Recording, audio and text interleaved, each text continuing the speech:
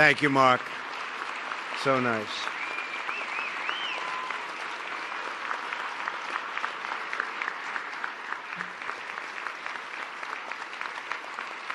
Thank you very much. Thank you.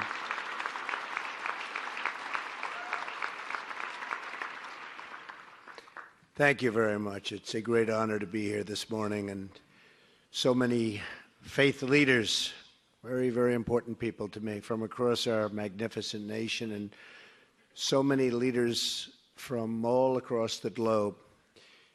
Today we continue a tradition begun by President Eisenhower some 64 years ago. This gathering is a testament to the power of faith and is one of the great customs of our nation. And I hope to be here 7 more times with you.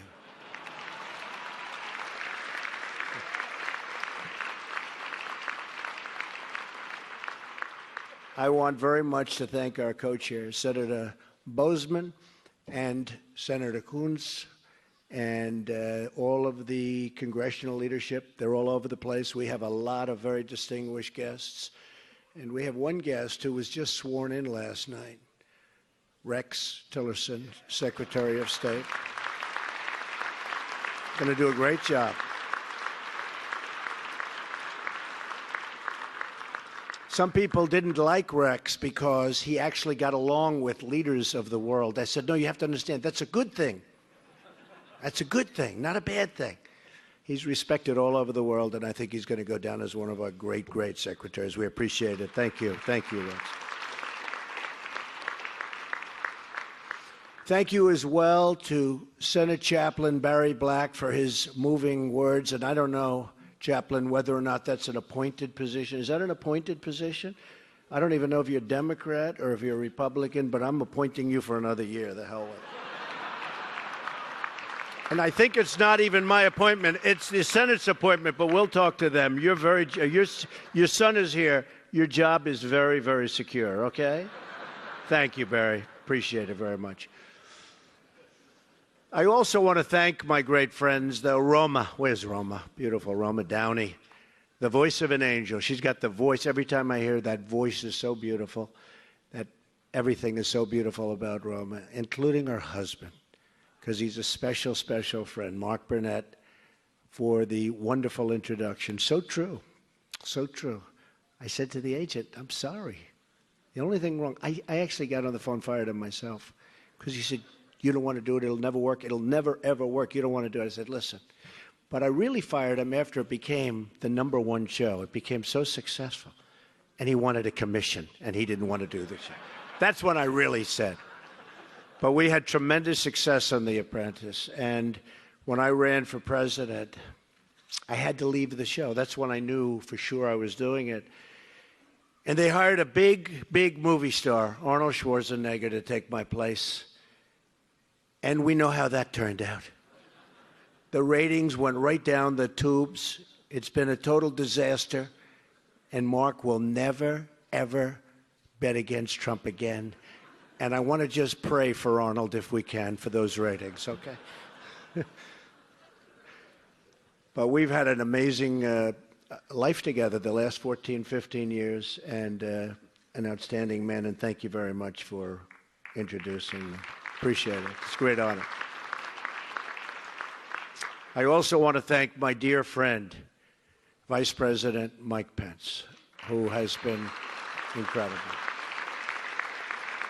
And incredible wife, Karen. And every time I was in a little trouble with something, where they were questioning me, they'd say, but he picked Mike Pence. So he has to know what he's doing. And it's true. He's been, on the scale of 0 to 10, I rate him a 12, okay? So I want to thank you. Thank you very much. Appreciate it. But most importantly today, I want to thank the American people. Your faith and prayers have sustained me and inspired me through some very, very tough times. All around America, I have met amazing people whose words of worship and encouragement have been a constant source of strength. What I hear most often as I travel the country are 5 words that never, ever fail to touch my heart. That's, I am praying for you. I hear it so often. I am praying for you, Mr. President. No one has inspired me more in my travels than the families of the United States military. Men and women who have put their lives on the line every day for their country and their countrymen. I just came back yesterday from Dover Air Force Base to join the family of Chief William Ryan Owens as America's fallen hero was returned home. Very, very sad, but very, very beautiful. Very, very beautiful. His family was there. Incredible family, loved him so much, so devastated. He was so devastated. But the ceremony was amazing. He died in defense of our nation. He gave his life in defense of our people. Our debt to him and our debt to his family is eternal and everlasting.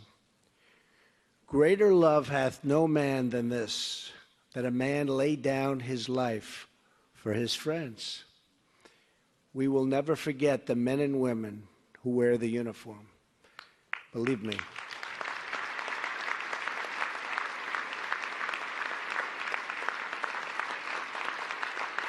Thank you.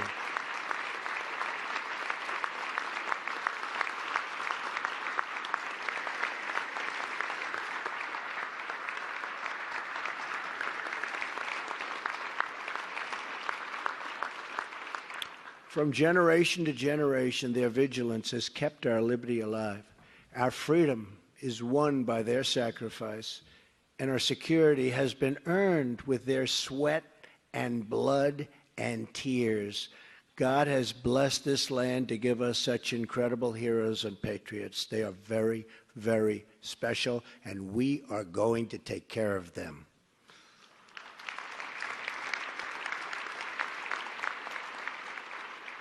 Our soldiers understand that what matters is not party or ideology or creed, but the bonds of loyalty that link us all together as one. America is a nation of believers.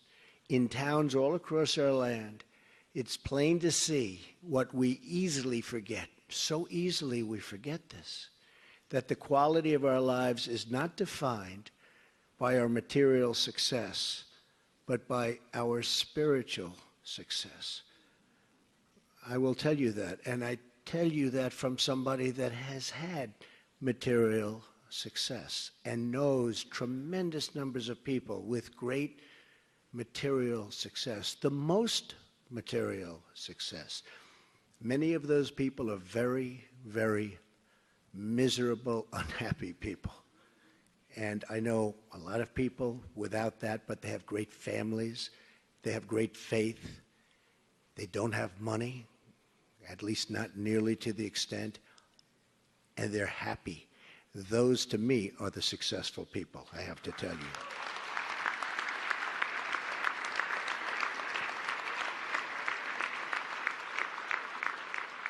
I was blessed to be raised in a churched home. My mother and father taught me that to whom much is given, much is expected. I was sworn in on the very Bible from which my mother would teach us as young children. And that faith lives on in my heart every single day. The people in this room come from many, many backgrounds. You represent so many religions and so many views. But we are all united by our faith in our Creator and our firm knowledge that we are all equal in His eyes. We are not just flesh and bone and blood. We are human beings with souls. Our republic was formed on the basis that freedom is not a gift from government. but that freedom is a gift from God.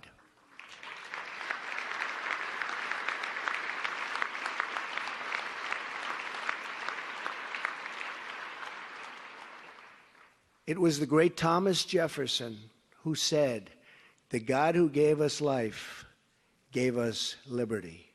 Jefferson asked, "Can the liberties of a nation be secure when we have removed a conviction that these liberties are the gift of God?" Among those freedoms is the right to worship according to our own beliefs. That is why I will get rid of and totally destroy the Johnson Amendment and allow our representatives of faith to speak freely and without fear of retribution. I will do that, remember.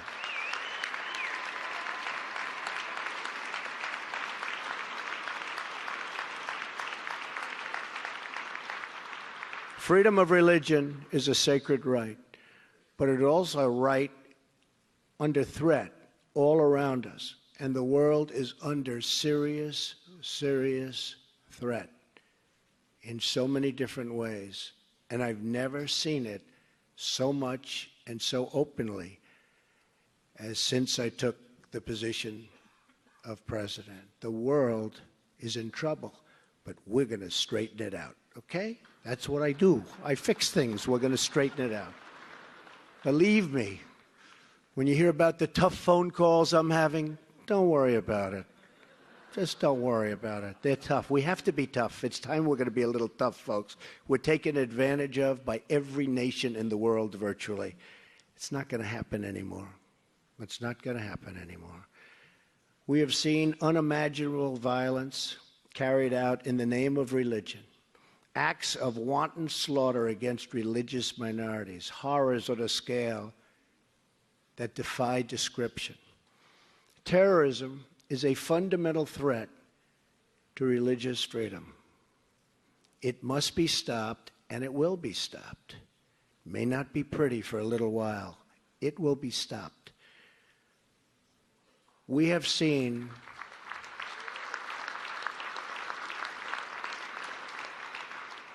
and by the way, General, as you know, James Mad Dog, shouldn't say it in this room, Mattis. Now, there's a reason they call him Mad Dog Mattis. Never lost a battle. Always wins them, and always wins them fast. He's our new Secretary of Defense. We'll be working with Rex. He's right now in South Korea, going to Japan, going some other spots. I'll tell you what, I've gotten to know him really well. He's the real deal. We have somebody who's the real deal working for us, and that's what we need.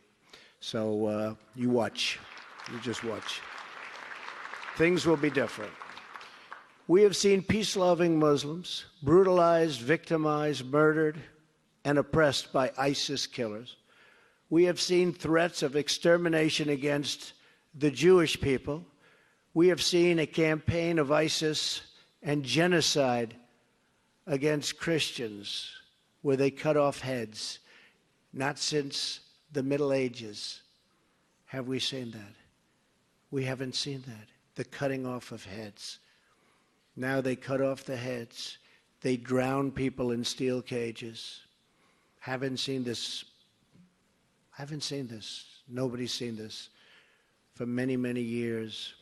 All nations have a moral obligation to speak out against such violence. All nations have a duty to work together to confront it, and to confront it viciously if we have to.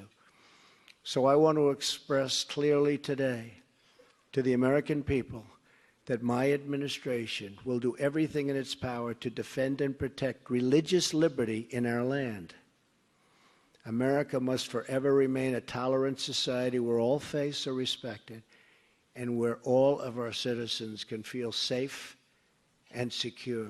We have to feel safe and secure. In recent days, we have begun to take necessary action to achieve that goal. Our nation has the most generous immigration system in the world.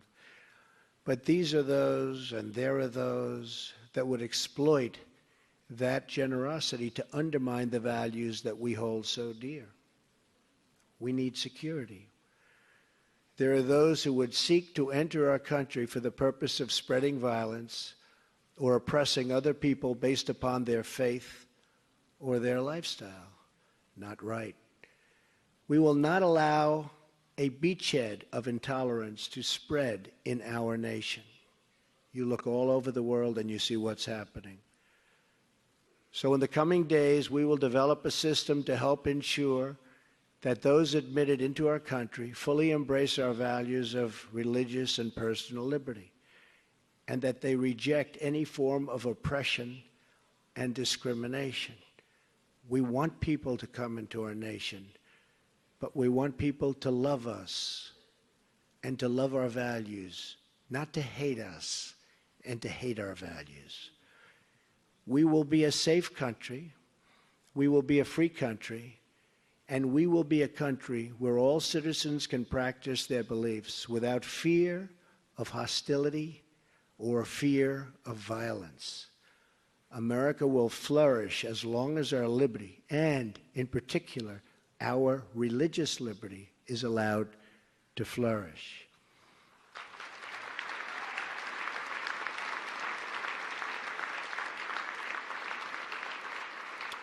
America will succeed as long as our most vulnerable citizens, and we have some that are so vulnerable, have a path to success. And America will thrive as long as we continue to have faith in each other and faith in God.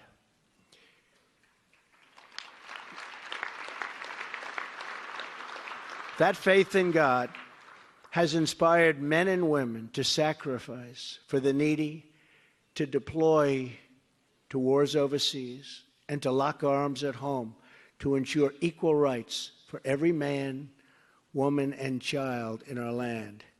It's that faith that sent the pilgrims across the oceans, the pioneers across the plains, and the young people all across America to chase their dreams. They are chasing their dreams. We are going to bring those dreams back. As long as we have God, we are never, ever alone. Whether it's the soldier on the night watch or the single parent on the night shift, God will always give us solace and strength and comfort we need to carry on and to keep carrying on.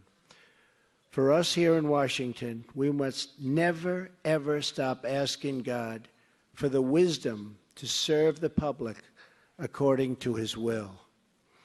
That's why, thank you. That's why President Eisenhower and Senator Carlson had the wisdom to gather together 64 years ago to begin this truly great tradition. But that's not all they did together. Let me tell you the rest of the story. Just 1 year later, Senator Carlson was among the members of Congress to send to the President's desk a joint resolution that added "under God" to our Pledge of Allegiance. It's a great thing.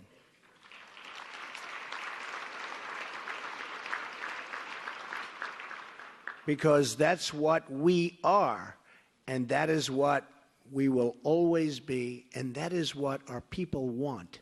One beautiful nation under God. Thank you, God bless you, and God bless America. Thank you very much. Thank you. Thank you.